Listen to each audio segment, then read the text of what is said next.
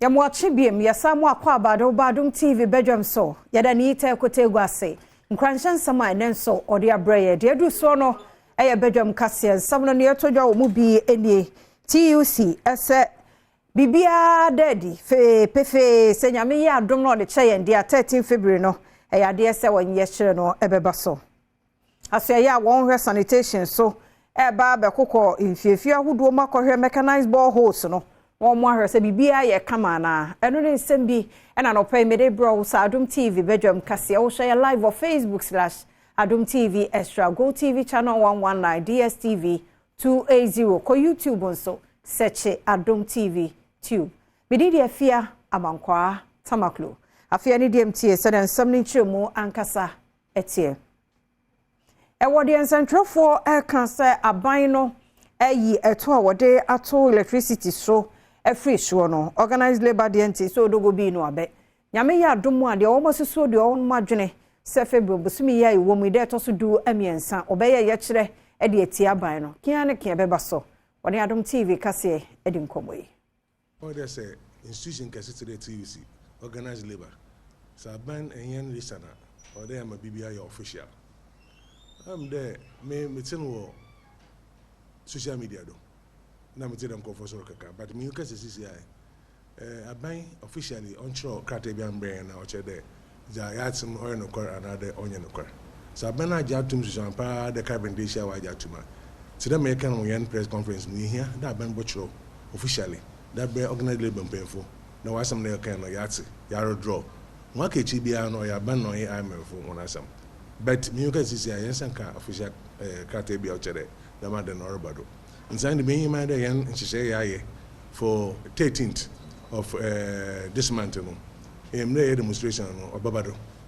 in the esha ndo bia shekoko esha company bia akoko record act in there or there you inform police about whatever yaye nhye ni na kojo mensa abrampa na manzebo so for ya water sanitation water resources so ye mame Frida Prempe Osinyame ya doma na wotwe ebesimu no asoye no ene Water Resources Commission wormo beba pro na fei ensuo hodo ebeba ye fiefie ahodo mu no wormo ahwebe bi efiri ba no sade etie na wormo ewia wode ho afutuo nso ama wone nsentwefo di nkomo won kran ene wo kire mu sai asoye no wormo sade se Ghana adehye wo mu ye benya nsupa anomo na pepi ne hu se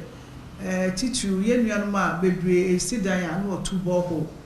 owia ebia on connected to Ghana water and our community water na boho na no start oda so a oyusu ofie Water Resources Commission mandated say obi otubo ho bia obe register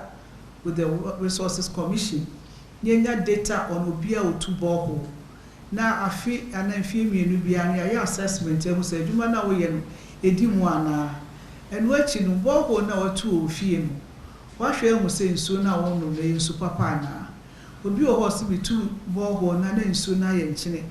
ebi na apart from nchine na other particles manganese na se bibi kura wo ma woni but na se nchine ne munti na won no obi also bi de aduane nko a bi de aduane kura na emo nsuo no mu ayede as a ministry no ye dwuma no se ye behwe se nsuo aye no said the one kasa no watu said the aban na etu ama said the efa wo pipe eye nsu papa wono osan edito womanfo a womutu boho ema omanfo se womo ehwe se womo beko register ewo Water Resources Commission anya sasafoi womo de wombeko court you be registered with the commission be otu boho so be you was said say one kasa fa sample ni bi e de court testing na the report ban sana weja ho de ama nipa na ukotu boho de ma na yes otu ye so ba na now the pump is prosecuted because that's what the law says. You have to be registered with the Water Resources Commission so that we know that whatever you are going to do in somebody's home or in that institution. Asye ye hwa ngumasua so guso eye nsenkyerene bo won homodin bia sebeya ngumasua mu nhye bibia no ebeya kono ewo man Ghana mu nti no won ma ye ne senche wo the Community of Excellence Initiative eba natumi aboa ma be obotaye esi asoye nani so ne oman no yadru ho ewo ngumasua Juba Community of Excellence ade yes mu nyina mo nka mom na ngumasua ntumpon enti okro mako school mako ahanso a ye sa adwumadi ewom na akɔ school no mu a awofoɔ ɔmo ekue wɔ hɔ afei teacherfoɔ ɛne head teachers na ɔhene mpanimfoɔ ɔmo nyinaa aka bom ɛhwɛ mpuntu a ɛrekɔ so enti obi bi ɛfrɛ 90 plan ɛne sɛ nkwalaa no edu class 4 nsɔhwɛ a ɔmo bɛyɛ no ɛsɛ sɛ aduɔkron tim di nkonim na ɔmo timi kenkan na afei ɔhɛmo abupan aduɔkron afei ɔmo kɔ junior ɔmo fi junior high school ɔmo kɔ high school a yɛpɛ sɛ ɔhɛmo abupan aduɔkron so etimi kɔ high schools na ɔmo kɔ bɔ mmɔden wɔ hɔ na afei ɔmo fi high school nso a ɔhɛmo abupan aduɔkron so etimi kɔ ntoaso school. Dr. Yawosei Duchum esan so kyerɛ nea tememufoɔ betumi ayɛ aboa saa nhyehyɛ foforɔ a wɔde ebe yi.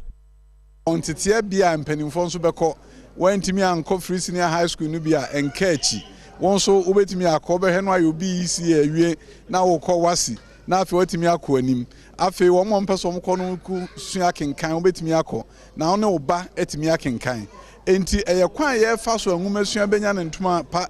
ana ɔbɛfa ne ntoma pɛfra prɛko apɛ na ma ne pa etu mpɔn wɔ ekrom free senior high school adaromenti nipa bebrebe ɛkɔ nanso ɛsɛ make sure sɛ anaasɛ yɛhyɛ sapo mu nsuo no bia etimi akwanya na ɔkɔ n'anim. Jamtinani Dema Public Accounts Committee womrashe beje fiem Dr. James Kluche Aveji ena wodwene se niema bi koso public service no emu bimu yetua wo mokabra wonye ho adwuma na wonom eye MDAs no ena eye yesa bi wo na adwuma no womba onim wafirim enso na akatua guso ekwa adidimu ama oman no yaboka twitwidi na osasa su no ban no enye se wose yesoso so oman ti no or the two head of civil service mpedifo anim so wo hwe na saade no woni ase. So far, it's this on-earned salary is becoming a lot. I think that there must be a grand scheme that is going on in the public service. So the head of civil service must be made to get none of this issue, and then we'll find a way to curb it. Asan so ahye se Northern Regional Director any accountant a wonom eda National Sports Authority ano won kire wonom esan se wosusu se wadi Sports Authority ni sika bebro impem oha ene edusia. That office is rotten. I mean the authority is rotten. Minister, we are directing that the regional director and the accountant at the region should be picked by the police. Thank you so much. They should be picked immediately by the police. Okay. Chairman, thank you. We'll take action. The Kasa Anwechi and Roxanne Nelson Dafiamepo ya waka Public Accounts Committee no ho and students say etuja. So the on-end salary infractions this year is simply nauseating. Because they colluded. Last week we found evidence of collusion. They collude, they validate, they take the money, they pass back, they go and collect and share. So Adom TV Badwam kase na uguso ehwa ne remoko yensam foforo mu na dankra hodo be duonum mienu 52 edi eja hye no dwerebe a no ekoso wo Aibetan bronu bi wo tema bensin no emu na eye enuadan na eja no etomu a chese omo kire kwan efa so no ahomete. Adom TV etwaso. My brother went to fill a cylinder, so when he came back he command the cylinder. He's trying to fix the burner, but someone also was using cook pot to cook. So through that, then the fire started. The cylinder get fire, then everything just start from there. Getting to 7, almost 6:40 more. No fear na menya call na omuye dede. I say my be boy. How happen am start say midimika baby am won any ha say no midimika e ba say me hwese de me balangasa from kwan no ho no e sa eja na e dere wa ha say no enya adeketoa nti e ba no so me ba say me free fire service for me front me ba me no nyina fire service nya bedu pepepe ne ba beto eja no so a na nya eja ketoa. Ebenezer Yenzu Public Relations Officer Emma Odumja Juma wata mamantam wani ama ne boni atwetwe nkomo a wabɔ manfo nyina akɔkɔ sɛ ɔmɔmɔden asɛ nhyehyɛ da hɔ no mo wabra wakɔtɔ gas na wɔde wɔn cylinder no esi soɔ no obi di soɔ. We would want to advise the general public that fires are on the rise during this Harmattan season. The humidity level is very, very low, and we want to plead with every citizen to be very wary when you are dealing with sources of heat, be it matches, be it candles, from your gas cylinders, anywhere that heat sources can be produced. Ibi Bright age 90 Samanyoko ni dini mu operate ma Central na Shebedwa akunya no. Abra wo kɔ ebia eja no to hɔ no mo no. Wabo aban sobo sɛ esine ya no wɔnyɛ nhyehyɛ bi ɛbɛboa mamanfo enya baby pa edi wonti ato. The response from authorities, from the government, has been that these are illegal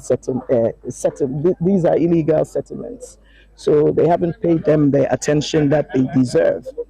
And they've refused to intervene on the issues. I'm glad that today this is not the response. The NADMO director has been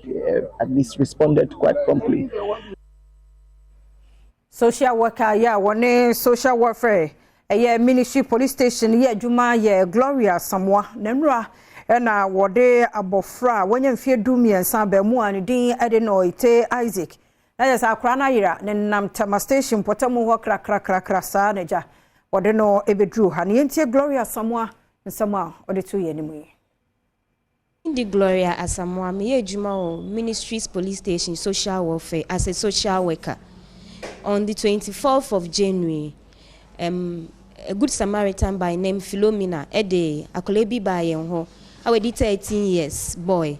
or the Isaac Noite our Sophie koyele around Agogo site. Also on any grandmother neti wo ho ba odwane fi ho ba akra so behwehwe ne papa na ne busuanfo omote ebi titeshi rasta ebi ne papa nso de oni bebi potia ote wa akra bone ne papa kasaye ma ne papa man assurance ombra no ba obehia no bo beduye no number no the man ye fra the number is not going through and all effort to trace the family no we've not been able to achieve it. Nti yes rese obi bi oni makole yombo aye ne hu ne busuanfo no nebusianfo ntimi no go back to school. The pasho bi over information bi abetima contact number 02484555369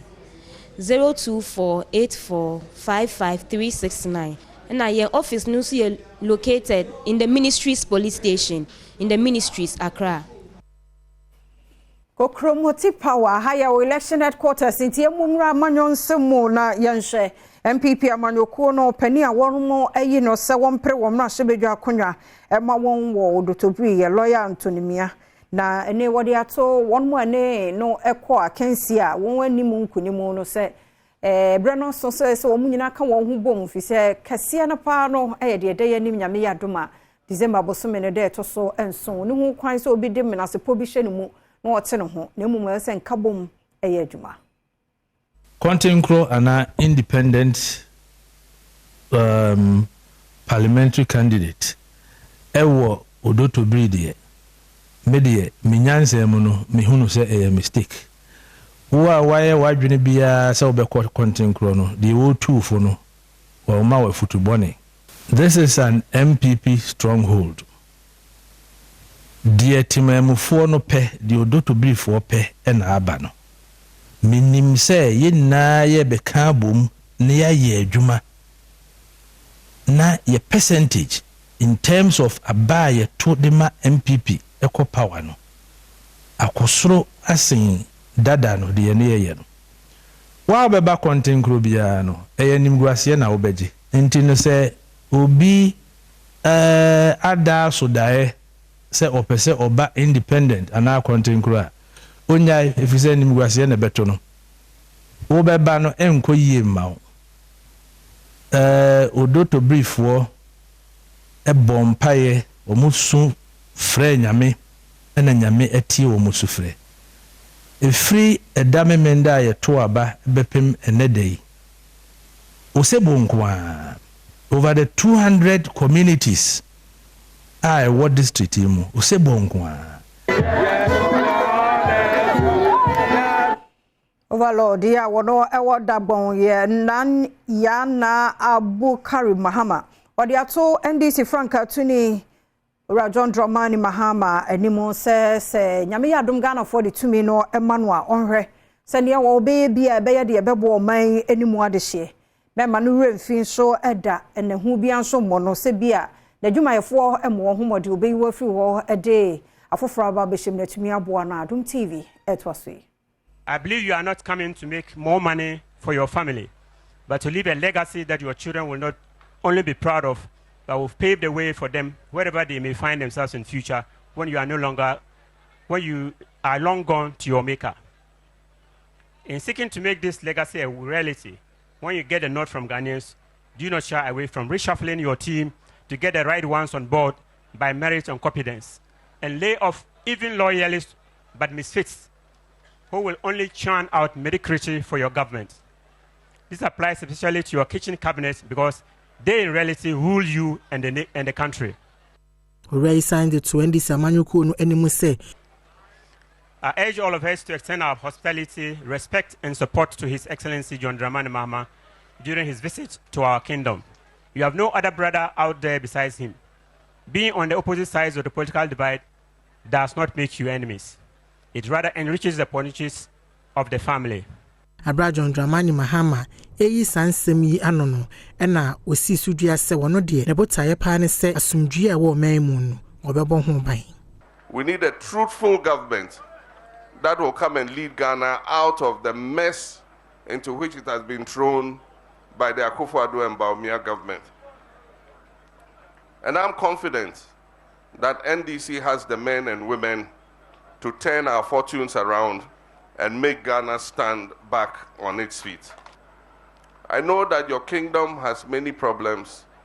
and I wish to state proudly that when we were in office as NDC, whatever we shared of the national cake, we made sure that Dagbon got its Maminya no so na Adom TV Badwam kase na hada brema kwan na no pay media sie yemwie afei na the one krata no ne online stories no yede to so sima ba mienu miensen mienyen krato keto ayimra ye ba ye beto so.